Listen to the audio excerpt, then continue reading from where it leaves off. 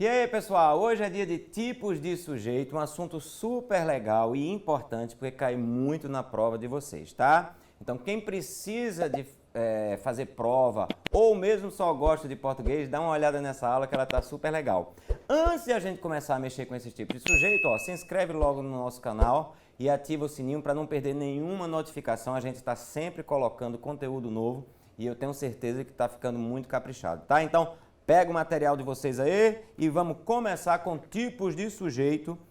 Queria logo dizer que são 5 os tipos que nós vamos estudar hoje, tá? 5 tipos de sujeito. Relembrando aqueles nomes que vocês veem na escola, tá? Sujeito simples, sujeito composto, sujeito oculto, também chamado de desinencial ou sujeito elíptico, o sujeito indeterminado e o sujeito inexistente, que também atende pelo nome de oração sem sujeito. Então a gente vai trabalhar esses 5 tipos. Não é difícil nenhum deles, o problema é que você precisa conhecê-los, tá? Então, começando com o sujeito simples, o primeiro da lista de hoje, tá? Sujeito simples. O que vem a ser o sujeito simples? Vê só, pessoal. O professor de matemática vendeu o carro. Dá uma olhada aí nessa frase e me diz o seguinte: quem vai ser o sujeito dessa oração? Quem é que vendeu? Lembra que faz essa perguntinha, né? Quem é que? Para achar o sujeito, tá? Quem é que vendeu? Resposta bem linda, o professor de matemática. Sujeito. Eu não sei se você está percebendo que aqui você vai ter 2 substantivos, professor e matemática. Só que só um deles é o núcleo do sujeito. E por que só um deles é o núcleo? Porque o núcleo do sujeito é o substantivo ou a palavra equivalente a substantivo que não esteja antecedido de preposição. Então, matemática aqui, ó, pessoal, está antecedido da preposição de. O que é que isso quer dizer? Ela não pode ser núcleo do sujeito. Isso quer dizer que esse sujeito só tem um núcleo. Qual vai ser o núcleo desse sujeito? Professor. Matemática não pode ser porque está preposicionado. Então, o sujeito será simples toda vez que você tiver, presta bem atenção, o sujeito será simples toda vez que você tiver um núcleo apenas. Super simples. Então, anota aí, ó. É aquele que possui apenas um núcleo. Ok? Diferentemente do sujeito composto. O sujeito composto vai apresentar mais de um núcleo, 2 ou mais núcleos, tá? Observa aqui, ó. Eu, você e nosso filho formamos uma família muito especial. Então, o que é que você vai ter aqui? Quem é que forma? Eu, você e nosso filho vai ser meu sujeito, tá? Vai ser meu sujeito composto. E por quê? Há 3 núcleos nesse sujeito. Eu, que é um pronome que equivale ao meu nome, ao substantivo. Você, que é um pronome que equivale ao seu nome. E filho, ou seja, há 3 palavras substantivadas sem preposição funcionando como núcleo. Então, sujeito composto é aquele que possui mais de um núcleo. Então, é simples demais. Sujeito simples, um núcleo. Sujeito composto, mais de um núcleo. Tudo bem até aí? Posso ir para o terceiro? Sujeito oculto, desinencial ou elíptico. O nome já dá uma revelação para a gente de que alguma coisa vai acontecer, né? Vamos lá, ó. Saí da faculdade antes do fim do curso porque precisava trabalhar. Observa que nesse período há 2 orações, tá? Ligadas por esse porquê. Como é que eu sei que são 2 orações? Você vai ter 2 verbos, sair e precisava. Aí eu lhe pergunto, quem é o sujeito de sair? Faz a mesma pergunta. Quem é que saiu? Resposta bem linda, pela flexão do verbo, eu saí. Você vai me dizer, mas precisava dizer eu saí? Não, eu posso dizer simplesmente sair. Porque quando alguém diz sair, a desinência verbal, por isso que ele se chama de desinencial, ou seja, a terminação do verbo, já denuncia quem é o sujeito, tá? Então, nesse caso aí, eu saí da faculdade, sujeito oculto, eu. Porque precisava trabalhar. Quem é que precisava? Eu, pelo contexto, você vai saber que também sou eu. Então, não precisava eu dizer eu saí da faculdade antes do fim do curso porque eu precisava trabalhar. Não. Bastava dizer saí, se eu chegar para você e dizer assim, gosto muito de você. Você não precisa entender que o sujeito é diferente de eu. Quando eu digo gosto muito de você, o sujeito é eu gosto muito de você, tá? Então, é aquele que não aparece explicitamente na frase, mas continua sendo determinado, ou seja, devido à terminação do verbo ou ao próprio contexto. Ou seja, aqui sair só pode ser eu. E nesse caso aqui, se fui eu quem saiu da faculdade, obviamente sou eu quem precisava trabalhar, tá? Então, nesse caso, sujeito oculto, eu, nos dois casos. Você vai dizer aqui, sujeito oculto, ou elíptico, ou desinicial, sujeito oculto, da mesma forma. Não é legal? Indeterminado agora. Quero só ver você, como é que você se sai aqui, porque eu acho que também é bastante fácil, mas obviamente vai requerer de você um certo entendimento. Olha só. Disseram que o deputado foi preso hoje cedo em sua casa. Quantas orações eu tenho aqui? De novo, 2. Se você for analisar logo a segunda oração, essa aqui, você tem aqui, ó. Quem é que foi preso? O deputado. O deputado foi preso. Então, sujeito. Sujeito de que tipo, pessoal? Simples. Para quem? Para essa locução aqui foi preso. Agora, eu pergunto a você, disseram. Quem é que praticou a ação de dizer? Você nota que muitas vezes a gente, quando não quer dizer quem é o sujeito, ou a gente não sabe quem é o sujeito, a gente joga o verbo na terceira pessoa do plural? Me disseram, me falaram, me agrediram, roubaram minha casa, bateram no meu carro. Então, quando você usa essa terceira pessoa do plural sem um referente explícito, isso quer dizer que você está indeterminando o sujeito. E o que quer dizer o sujeito indeterminado? É aquele que existe, é aquele que pratica a ação, mas eu não sei quem é. Disseram, alguém disse.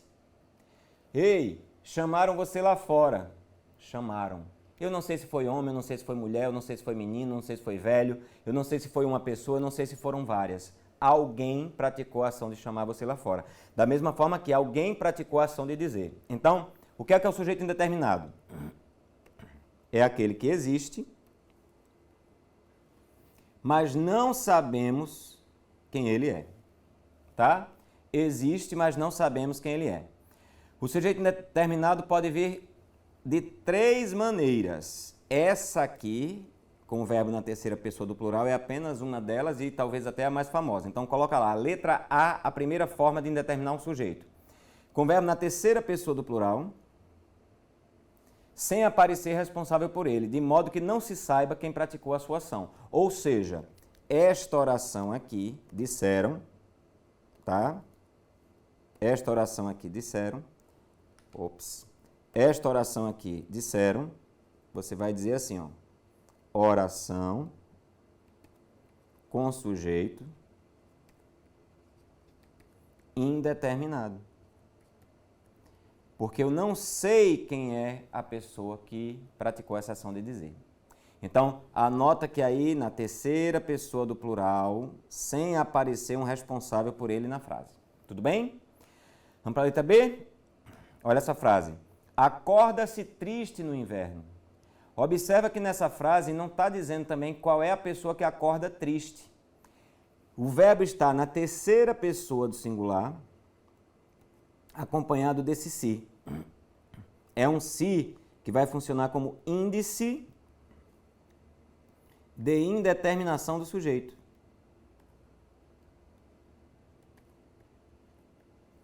E por que índice de indeterminação do sujeito? Porque ele está indicando que o sujeito é indeterminado. Só isso. Então, ele está indicando a indeterminação do sujeito. Então, terceira pessoa do singular, acompanhado de índice de indeterminação do sujeito, tá? Então, com o verbo na terceira pessoa do singular, então, outra forma, acompanhado do se funcionando como índice de indeterminação do sujeito, tá? Então, é isso. Toma cuidado, que é outra maneira, tipo assim, ó. Precisa-se de funcionários aqui. Eu não sei quem é que está precisando. Simplesmente estou dizendo, ó, precisa, terceira pessoa acompanhada do se, precisa-se de funcionários aqui. Confia-se em Deus nesta casa. Alguém confia em Deus nesta casa, mas eu não estou dizendo se é uma pessoa, se são todas, ou se é uma parte dos moradores da casa. Você está me entendendo? Então, toma cuidado com a terceira pessoa do plural. Aliás, o singular acompanhado do se, ok?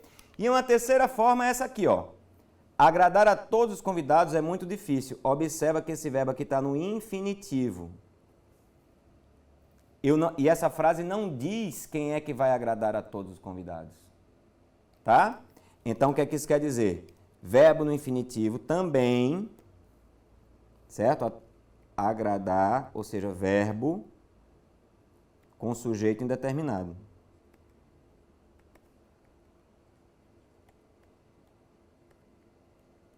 Você diz assim, está na hora de jantar, está na hora de almoçar.